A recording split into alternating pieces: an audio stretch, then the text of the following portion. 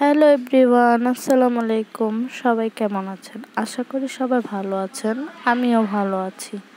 Guys, আজকে আমরা গ্রামের বাড়িতে যাব চাঁদপুর, সেটা তোমাদের সাথে শেয়ার করব।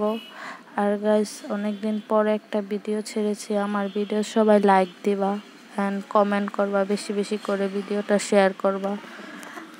গাইস, এই যেটা হচ্ছে বন্দর নারায়ণগঞ্জ ঘাট। এখন আমরা লঞ্চে উঠেছি। আর গাইস দেখো, নদীটা কত সুন্দর দেখাচ্ছে, তাই না? গাইস, আমাদের এই যে দেখো, লঞ্চটা এখন ছেড়ে দিয়েছে। এখন আমরা চাঁদপুরের উদ্দেশ্যে রওনা হয়েছি। এটা হচ্ছে বন্দর নারায়ণগঞ্জ ঘাট। অনেকদিন পর গ্রামে বাড়িতে গিয়েছিলাম, প্রায় 1 বছর পর।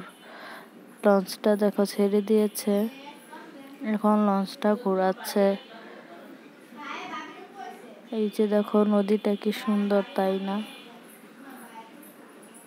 এটা হচ্ছে দেখো, এখানে নৌকা যাচ্ছে।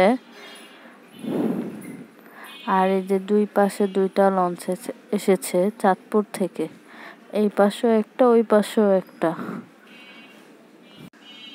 দেশের বাড়িতে অনেকদিন পর গিয়েছিলাম, তো তাই খুব মজা করেছি, সেটাও তোমাদের সাথে শেয়ার করব।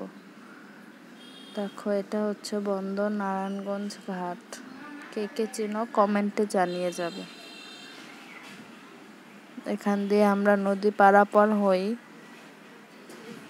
আর গাইস দেখো, লঞ্চটা তো ছেড়ে দিয়েছে। নদীটা দেখেছো, নদীতে কত ঢেউ। আর দেখো, এই যে আমার মেয়েগুলো ছবি তুলতেছে। আর গাইস দেখো, নদীটা কি সুন্দর।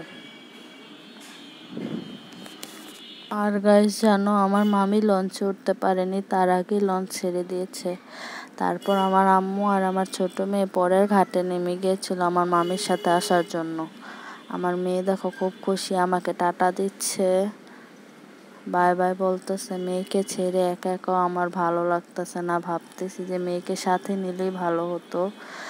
আমার গাইস, আমার ভিডিওটা বেশি বেশি করে লাইক দিবা, কমেন্ট করবা।